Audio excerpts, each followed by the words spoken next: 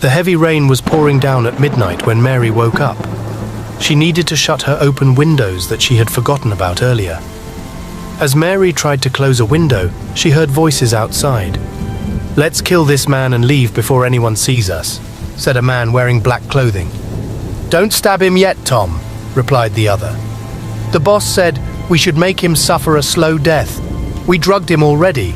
Let's tie up his hands, legs and mouth, then throw him in that big storm drain so the flood can wash him away." Mary was shocked by what she overheard. She wanted to scream out from upstairs, but was too afraid. She watched as the men brought an unconscious man out of a vehicle. Despite the heavy rain, she could see them tie up the man's limbs and mouth before throwing him into the large storm drain. The men then drove off. Being a caring and emotional person, Mary snuck out of the house while her family slept to try and save the stranger's life. When she reached the drain where they had thrown him, she shined her flashlight inside, but couldn't see anyone at first. She leaned in further, and that's when she spotted a well-dressed, handsome man shivering inside, clearly the victim. Mary rushed into the drain to pull him out, but couldn't lift him due to his weight. She hurried back upstairs and woke her brother Jack, convincing him to come help rescue the man. Together they struggled mightily until finally pulling the feeble, weak stranger out of the drain. With no time to lose, they rushed him to a nearby hospital. When the doctor on duty asked what happened, Mary explained everything clearly. Tests were run on the unidentified man. "Doctor, is he going to be okay?" Jack asked tearfully. "Yes, he will be fine, but he would have died if you hadn't brought him in when you did," the doctor replied. "Jack, please go home in case Mum and Dad wake up looking for us.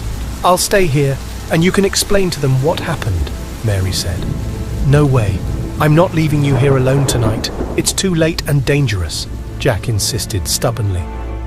Around 6 a.m., their parents did indeed start searching for the siblings when they were still at the hospital with the unconscious stranger. "Honey, have you seen Mary and Jack this morning?" Mrs. Williams asked her husband. "No, I haven't. Did you call Bob to see if they went to visit him?" Mr. Williams responded. "I did. He said he hasn't seen them either." "Oh God, where could they have gone?" Mrs. Williams fretted. Meanwhile, in the next scene, Tom calls Dan on the phone. "Boss, the job last night was a success. Your brother is dead," Tom said over the phone. "Nice one, boys. Where did you stash the body?" Dan, the boss, asked. "No need to worry. We made sure he had a slow, painful death like you wanted," Tom assured him. "Good job. I'm sending you an extra 500,000 naira for a job well done." "But where's my car you took?" Dan asked. "We're on our way to return it now, boss." "Pleasure doing business," Tom replied before hanging up. "No one can take what's rightfully mine," Dan said menacingly. Just then, his parents, the king and queen, barged into his room. "Dan, who were you just talking to?" the king demanded to know. Just a friend. No one important," Dan claimed. "Who is trying to take what belongs to you?" the king pressed suspiciously. "No one, father. I was just joking around on the phone," Dan deflected. "This wasn't why we came to see you," the queen interjected. "Dan, have you heard from your brother Robert? We've been trying to call him since yesterday, but his phone isn't working." "No, mother. I haven't heard from him either. I waited for him at the airport yesterday evening for 6 hours, but he never arrived. I'm very confused and sad about it," Dan lied. "I strongly believe my son is okay wherever he is," the king said with forced optimism. "I am so worried, my king," the queen fretted. Just then, a maidservant entered. "Your Majesty's breakfast is ready." "Have no fear, my queen, let us go eat," the king suggested, putting on a brave face. Hours later, back at the hospital, the doctor updated Mary. "Your friend was given some kind of brain-damaging drug which is causing his bizarre speech and behavior. You should take him to a psychiatric hospital right away. This looks like a serious mental case." So, Mary and Jack regretfully transferred the man to a psychiatric facility. Jack went home after that to explain everything to their stunned parents. In the days leading up to her wedding, Mary's fiancé Bob started acting strangely toward her. "Babe, what's going on? Why the sudden change in you?" Bob asked with concern. "Ever since you started taking care of that crazy homeless man, You don't answer my calls anymore and barely give me any attention. Don't you realize our wedding is in a few weeks?" "Bob, it's not my fault. Please understand," Mary tried to explain. "Then whose fault is it? Answer me," Bob yelled angrily. "Bob, please stop yelling at me. I told you it's not my fault," Mary pleaded. "With the way things are going with this situation and now your aggression toward me, I don't think our marriage is going to work out." "What did you just say? Are you insane?" Bob shouted incredulously. "Is that the stupid reason you want to call off our wedding, because you're obsessed with taking care of some random crazy man?" Mary stared at Bob sadly as tears welled up. "Bob, I'm so sorry, but I've completely lost feelings for you. I don't think what I felt was true love, or maybe it was just because of everything you've done for me and my family. But I seem to be obsessed with this stranger in a way I can't control or explain. It's not love exactly, but extremely strong emotions that I've never felt before." "Mary, what are you saying? Have you gone crazy too? Our wedding is in a few weeks. You're joking, right?" Bob's face turned red with anger.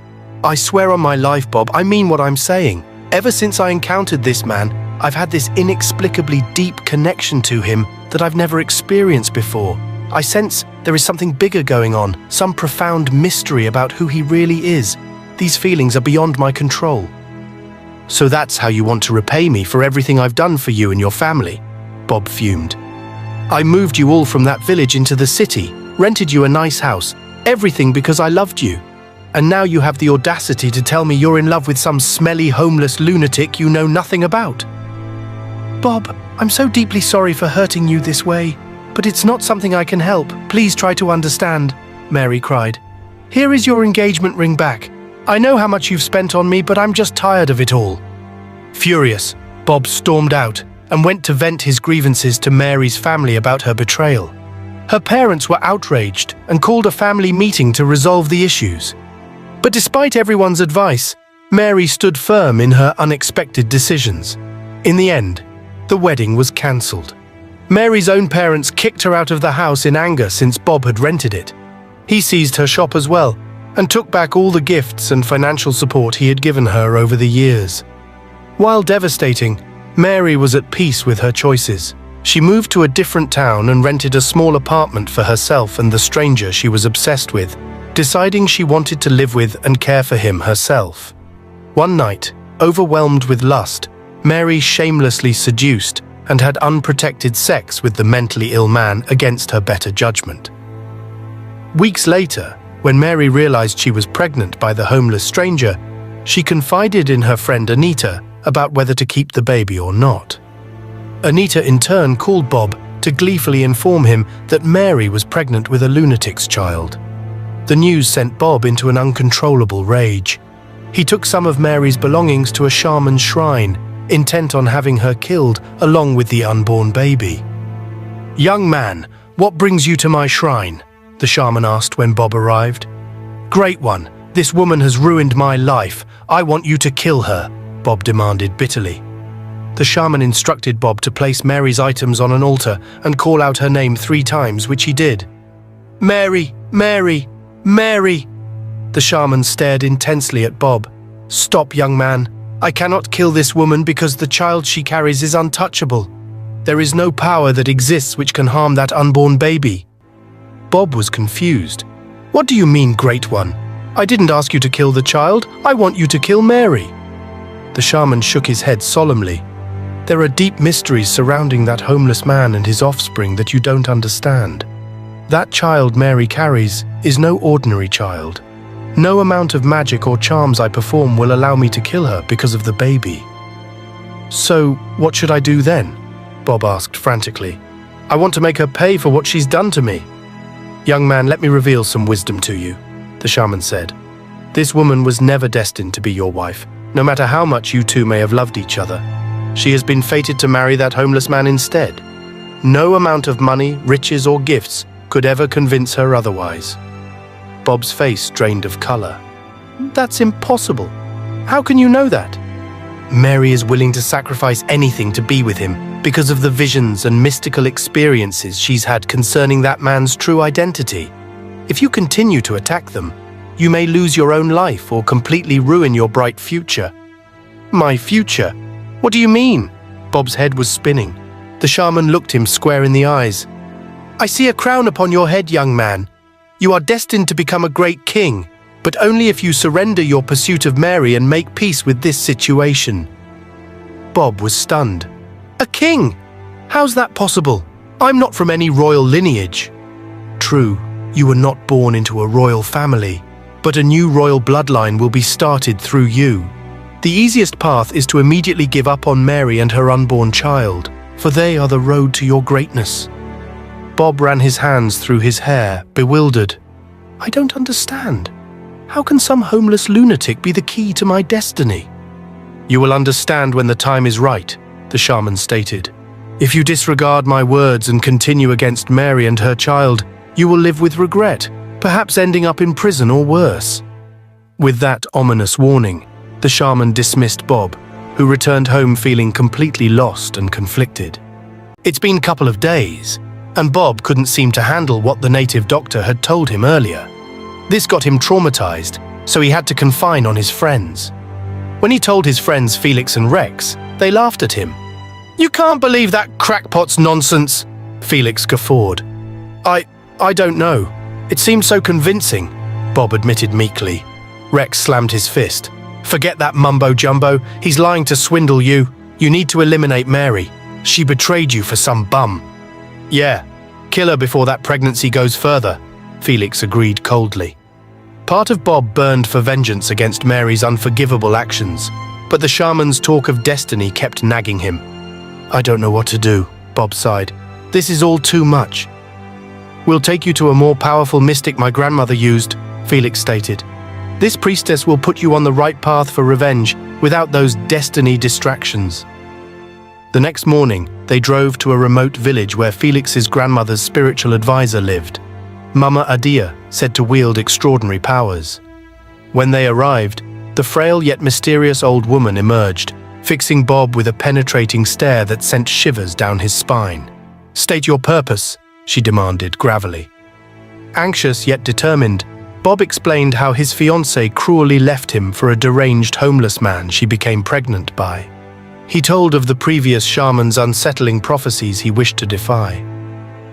Mama Adia listened intently, slowly nodding as he spoke.